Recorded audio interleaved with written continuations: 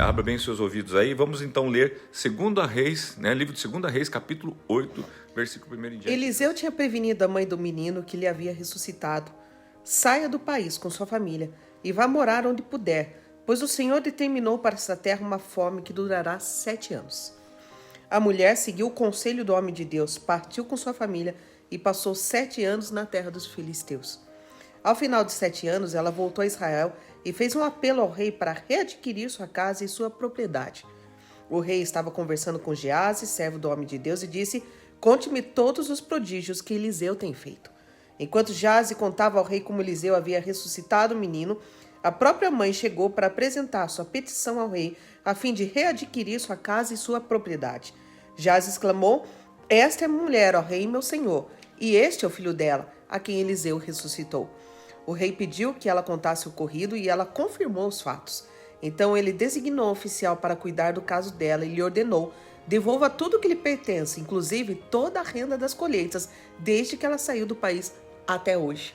Novamente ela é abençoada, hein? Ela é abençoada. Nós vemos aqui um exemplo de graça, de favor imerecido, porque ela era de Sunem, uma sunamita. Ela então agora fica 7 anos fora, então 7 anos longe da casa dela, 7 anos longe da propriedade dela, dos ganhos que aquela propriedade dava. E agora ela retorna, após passar da fome, ela retorna. É interessante como Deus, eu quero chamar a sua atenção para isso. Porque assim, Deus ele não impede que venha os juízos, a sentença sobre o povo, sobre a terra, mas ele protege os seus. Então observe que essa mulher, ela fez o quê? Ela fez uma coisa boa para um homem de Deus. Ela fez um quartinho para um profeta. Ela só tratou bem aquele que carregava o Espírito Santo. Tá? Deus deu a ela um filho, o filho teve um problema, morreu, Deus ressuscita o filho dessa mulher. Agora Deus tem uma sentença, pastor, que vem sobre todo o Israel por causa da maldade do povo. O que Deus faz? Deus pega o profeta e manda avisar ela para que ela passe aquele tempo de forma amena, melhor. Não ter que sofrer tudo aquilo. Ela é guardada, Protegida. O Senhor protege os seus em meio às situações. Então, o que eu quero chamar a atenção disso? Porque assim, às vezes a gente fica esperando que Deus vá nos isentar de uma sentença que Deus enviou sobre a face da terra. Uma sentença de praga, doença. E o que a gente vê? Que Deus não nos isenta. Deus permite que a gente passe, mas Deus nos guarda. Deus nos protege. Deus cuida de quem realmente é fiel a Ele e está se permanecendo fiel a Ele. E a bênção foi tão grande na vida dessa mulher que quando ela volta, o rei então busca saber, chama o Geazi, que era o servo do Eliseu, para ele confirmar toda a história. Ouve a mulher e agora ele não só admite o retorno da mulher, mas manda devolver suas propriedades, manda devolver e ainda manda pagar para ela o que seria o equivalente, o que a propriedade dela produziu durante todo aquele tempo. Ou seja, ela retorna, ainda retorna remunerada, com juros, correção monetária. Por que eu estou falando isso aqui? Porque a gente precisa crer, queridos, que um pequeno ato de bondade da nossa parte para com o próximo, para com o evangelho, para com a obra de Deus, porque não era o homem Eliseu, mas a obra que ele estava fazendo em nome do Senhor. Deus jamais se esquecerá e Deus jamais deve alguma coisa para alguém. Então, observe que ela era uma sunamita, de Sunem, não era uma israelita. E mesmo assim o Senhor foi fiel a ela. Então, seja fiel aos propósitos de Deus, à obra de Deus, porque Deus sempre vai guardar você, sua casa, sua família, tá bom? Então agora vamos ver que agora vai voltar a falar de Ben-Hadad, da Síria, do rei da Síria. Eu volto o assunto para ele, vamos lá. Certa ocasião, Eliseu foi a Damasco. Ben-Hadad, rei da Síria, estava doente. Quando disseram ao rei: "O homem de Deus está na cidade", ele ordenou a Azael: "Vá encontrar-se com o homem de Deus e leve-lhe um presente. Consulte o Senhor por meio dele. Pergunte-lhe se vou me recuperar desta doença." Azael foi encontrar-se com Eliseu, levando consigo de tudo que havia de melhor em Damasco, um presente carregado por 40 camelos. Presentinho bom, hein? Ao chegar diante dele, Azael disse: "Teu filho Ben-Hadad, rei da Síria, enviou-me para perguntar se ele vai recuperar-se da sua doença." Eliseu respondeu: "Vai e diga-lhe, com certeza te recuperarás. No entanto, o Senhor me revelou que de fato ele vai morrer." Eliseu ficou olhando fixamente para Azael até deixá-lo constrangido. Então o homem de Deus começou a chorar e perguntou a Azael: por que meu senhor está chorando? Ele respondeu: porque sei das coisas terríveis que você fará aos israelitas. Você incendiará suas fortalezas, matará seus jovens à espada, esmagará as crianças e rasgará o ventre das suas mulheres grávidas. Azael disse: como poderia teu servo, que não passa de um cão, realizar algo assim? Respondeu Eliseu: o Senhor me mostrou que você se tornará rei da Síria. Então Azael saiu dali e voltou para seu senhor. Quando Ben-Hadad perguntou: o que Eliseu disse a você? Azael respondeu: ele me falou que certamente te recuperarás. Mas no dia seguinte, ele apanhou um cobertor, encharcou e com ele sufocou o rei até matá-lo. E assim, Azael foi o seu sucessor. Gente, olha que história macabra, né? De assassinato, morte. Mas aí o que eu quero chamar a atenção? Revelação, né? Então, dá continuidade à história do Azael, do Ben-Hadad, né? Que era o rei da Síria, tá? E então Eliseu estava em Damasco, né? E ele pede então para procurar Eliseu, porque ele estava doente e ele queria saber, né, da parte de Deus. Por isso ele se refere ao homem de Deus, se aquela enfermidade era para a morte ou não, se ele ia morrer ou não. E é interessante, pastor, porque você vê que ele não chega de mão vazias, ele manda um presente. Um presente carregado por 40 camelos. Que curioso que eu Na tô, verdade, pastor. é a proporção dos presentes dado a reis. Quando um rei mandava um presente para outro rei. 40 camelos carregados, hein? Então aqui não era nem tanto o que estava... O presente em si. Era o significado, né? O significado. Olha, eu considero você como considero os outros reis. Que, na verdade, se a gente for ver bem, a palavra do Senhor diz assim que nós somos reis e sacerdotes, né? Do Deus Altíssimo. Nós temos que andar em humildade, temos que andar em compaixão, mas assim, as pessoas não podem tirar o valor de que carregamos o Espírito de Deus, né, nas nossas vidas. E o nosso valor não é por aquilo que nós estamos fazendo, é sim por aquilo que nós carregamos, tá? Por aquilo que você carrega. Então, queridos, é a honrar a Deus, né? Quando você vai lá comprar um presente para alguém, aniversário de alguém, quantas vezes você vai escolher uma coisa ali que estava dentro do seu orçamento, né? Agora imagina você dar algo, né, que só é dado a reis, né? Por exemplo, você dá qualquer presente, né, para o presidente do teu país ou para a rainha da Inglaterra, você vai chegar com qualquer... Não, você vai tentar dar o melhor que você puder. É o melhor, não vamos falar em quantidade, é o melhor. Ou o que significa, né, algo valioso. Às vezes não é nem tanto de valor, mas que significa algo para tentar demonstrar, né, o apreço que você tem pela grandeza daquela pessoa. Então, veja bem, aqui ele tenta expressar isso com um presentinho carregado por 40 camelos. Olha só, imagina quanta coisa, né? O profeta, gente, precisa de tudo isso? Ele não, mas é óbvio que o profeta é um agente de Deus, ele recebe tudo isso, com certeza, né? Tem lá os seus discípulos, tem os seus profetas, distribui, enfim, tá? Mas eu quero chamar a atenção assim, que Ben-Hadad, ele dá valor ao encargo profético, né, de Eliseu, tá? E ele obtém uma resposta, tá? E a resposta foi favorável. Não, ele não vai morrer dessa enfermidade, porém vai morrer. Tá? O que o profeta está querendo dizer aqui, né? E como é que vai morrer do quê, né? Daí diz que ele começa a chorar o profeta começa a chorar diante do Azael, tá? E o Azael, por que você está chorando? Olha, porque eu estou vendo todo o mal que você vai fazer para o povo de Israel. Quanta gente você vai matar, quantas mulheres grávidas, quantas crianças, você vai ser o terror para Israel. Eu vejo, daí ele fala assim, mas como, meu senhor, fala para o profeta, se eu sou um cão, né? Ele falou, não, você vai ser o novo rei da Síria, né? O que o Senhor está me mostrando. E agora o que acontece? Ele volta lá para Damasco, volta lá para o rei da Síria, Ben-Hadad pergunta, e aí, qual foi a resposta do profeta? Não, ele disse que você não vai morrer desta enfermidade, tá? E no dia seguinte ele molha o cobertor do rei e ele mata o rei. Por quê, né? Talvez já tinha, sim, interesse de ser nomeado rei, em tirar a vida do rei, mas enfim, acaba que ele então, né, ou se Deus já tinha revelado que para o profeta que ele ia morrer já através disso, a gente não sabe, mas a gente sabe que ele então provoca a morte do rei e é nomeado novo rei, sim. Então agora vamos ver o que vai acontecer, né? Porque agora você vai ver que a história dá uma paradinha aqui, não se fala, porque vai começar a falar agora de Jeorão, rei de Judá. Lembra lá de Judá, que estava sendo governado ou reinado por Josafá? que em partes era alguém que agradava a Deus, em partes, né? Agora então vai haver uma substituição, Jorão vai assumir o lugar, né, de Josafá, ok? Mas vamos lá, acompanhe verso 16 com a gente. No 5º ano de Jorão, filho de Acabe, rei de Israel, sendo ainda Josafá rei de Judá, Jorão, seu filho, começou a reinar em Judá.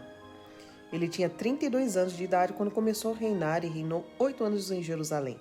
Andou nos caminhos dos reis de Israel, como a família de Acabe havia feito, pois se casou com uma filha de Acabe. Observe que ele não anda segundo o caminho do seu pai Josafá, que agradava a Deus. Ele vai andar segundo o caminho de Acabe, que é que desagradava a Deus, e cita que ele casou com uma filha de Acabe. E fez o que o Senhor reprova. Entretanto, por amor ao seu servo Davi, o Senhor não quis destruir Judá. Ele havia prometido manter para sempre um descendente de Davi no trono. Nos dias de Jeorão, os edomitas rebelaram-se contra o domínio de Judá, proclamando seu próprio rei. Por isso, Jeorão foi a Zaê com todos os seus carros de guerra. Lá, os edomitas cercaram Jeorão e os chefes dos seus carros de guerra, mas ele os atacou de noite e rompeu o cerco inimigo, e seu exército conseguiu fugir para casa. E até hoje, Edom continua independente de Judá. Nessa mesma época, a cidade de Líbna também tornou-se independente. Os demais acontecimentos do reinado de Jeorão e todas as suas realizações estão escritos nos registros históricos dos reis de Judá. Jeorão descansou com seus antepassados e foi sepultado com eles na cidade de Davi, e seu filho Acázias foi o seu sucessor.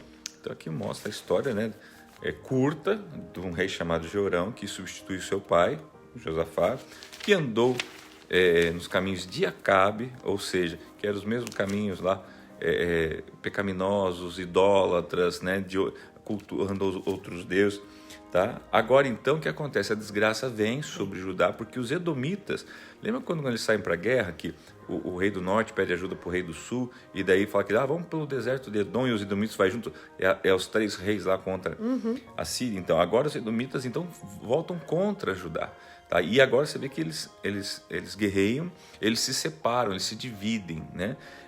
E mantém-se essa perseguição, essa luta entre eles. Conclui o verso 23 dizendo que, o 24, perdão, que Jorão então morre, vem a descansar, vem morrer, assume no lugar dele o Acasias, tá? Que não é o Acasias do Reino do Norte, porque teve um Acasias lá no Reino do Norte, é só os nomes que são iguais, agora é o Reino do Sul, tá? O seu sucessor, e nós vamos ver agora como vai ser a sucessão, como é que vai ser, se ele vai seguir o caminho, né, de Josafá, que foi um caminho, não foi excelente, mas foi melhor do que o do seu filho aqui, né, Jorão. Tá, vamos ver o que acontece então no verso 25. No 12º ano do reinado de Jorão, filho de Acabe, rei de Israel, Acázias, filho de Jorão, rei de Judá, começou a reinar. Ele tinha 22 anos de idade quando começou a reinar e reinou 1 ano em Jerusalém. O nome de sua mãe era Atália, neta de Onre, rei de Israel. Ele andou nos caminhos da família de Acabe e fez o que o Senhor reprova, como a família de Acabe havia feito, pois casou-se com uma mulher da família de Acabe. Acázias aliou-se a Jorão, filho de Acabe, e saiu à guerra contra Azael, rei da Síria, em Ramote de Gileade. Jorão foi ferido e voltou a Jezreel para recuperar-se dos ferimentos sofridos em Ramote, na batalha contra Azael, rei da Síria. Acázias, rei de Judá, foi a Jezreel visitar Jorão, que se recuperava de seus ferimentos. Gente, então o que a gente vê aqui, né? A gente vê a sucessão de um rei, né? O Jorão sendo sucedido por seu filho, né? Acázias, seguindo o caminho do rei do norte, lá de Acabe. Então, o que eu quero chamar a atenção é o seguinte: observe, gente, você tem acompanhado a gente, o quanto o mal se prolonga, quase que naturalmente, e o bem é um esforço que você tem que fazer para promover. Observe que sempre fala assim, que estava no pecado de Jeroboão, né? O pecado, seguir os caminhos de Acabe, são referências de quem? De pessoas, mas que fizeram mal. E observe que aqui está ligando o quê? Olha, ele está indo no caminho, ou seja, no legado que a família de Acabe deixou. Legado. Então, a importância da família, mas ao mesmo tempo a importância da família deixar um bom legado. E não pense você que você ser bom é suficiente, que você fazer o bem é suficiente, que você fazer a coisa certa é suficiente. Então, você tem que preparar a sua sucessão para que seja como você, melhor, você melhorado. Porque se você não fizer isso, tá? E eles forem assumir, e agora, como é que nós vamos tocar esse reino aqui? Como é que nós vamos fazer? Como é que nós vamos viver a nossa vida? Tá? A gente pensa que eles vão se espelhar no bem. E é impressionante como o mal é como um imã, né? Atrai. As pessoas são atraídas pelo mal, tá? E expelidas pelo bem. Então você veja, existia exemplos bons, pastor? Existia. Existia exemplos maus? Existia. Eles optam por quê? Pelos exemplos maus. Naturalmente, né? Agora, uma coisa é quando você opta por exemplos maus, quando não tem nenhum exemplo bom. Agora você veja que o próprio avô de Acasias, que era Josafá, foi um bom exemplo. Não foi um excelente exemplo, mas foi um bom exemplo. Por que ele não seguiu o caminho do seu avô, né, Josafá? Não, ele vai seguir o quê? O caminho de Acabe, que foi um mau exemplo, casado com Jezabel, cultuou outros deuses, fez cultos a Baal, a Zera, outras entidades, enfim, levantou postes sagrados, idolatria. Gente, tudo coisa... Então, aquela coisa, o que é mais fácil as pessoas seguirem hoje? A justiça ou a corrupção? As pessoas, parece que elas, naturalmente, elas são levadas à corrupção, à injustiça, automaticamente. Agora, andar em justiça, andar, né, em ação... Parece tão difícil, né? É necessário esforço. É isso que o texto, enfim, nas entrelinhas, o Senhor quer dizer para nós. Não basta você ser filho, não basta você ser da família, tem que se esforçar. Nós somos filhos. A palavra dele diz, né? Esforça-se e tem bom ânimo. Esforça. Nós somos filhos de Deus. Isso é suficiente para nós sermos bons? Não. Nós temos que nos esforçar. Agora, nós sendo filhos de Deus, tá? Precisamos fazer força para fazer coisa errada? Parece que é automático, gente. Parece que já tá o mal parece que já está na cabeça. Né? Então, assim, esse capítulo 8, ele traz para nós, iniciou lá com a história da Sulamita, na verdade, um término, né? Um posicionamento, uma breve ali, destino dela, o que aconteceu, a ação do profeta, como Deus foi bom, gracioso, um exemplo de graça de Deus, de favor imerecido.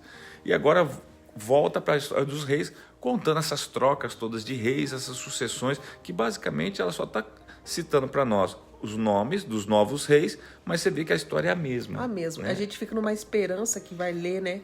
Puxa, e esse, na torcida, né? E esse conseguiu. E a pergunta que eu faço para você é o seguinte: aonde isso vai acabar?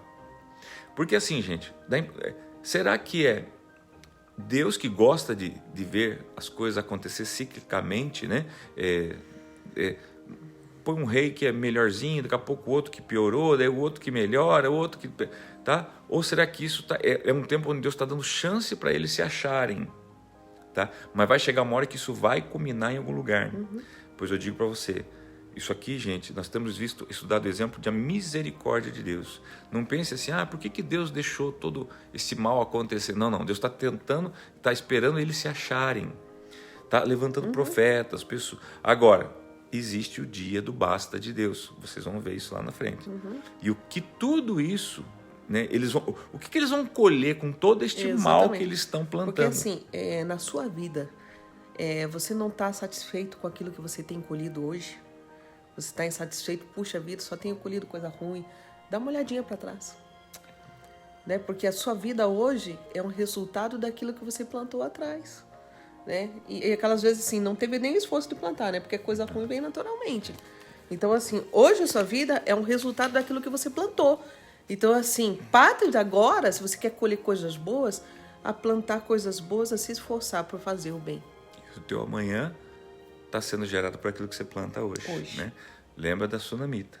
Um dia ela plantou algo bom e lá na frente, né? Mesmo no meio do caos, né? Mesmo a gente vê ela Quer dizer que nessa contramão, pastor, quando todos estão indo, né, por uma via, né, tem aqueles separados. A gente tem que cuidar para nós sermos esses separados no meio do caos. Amém, queridos?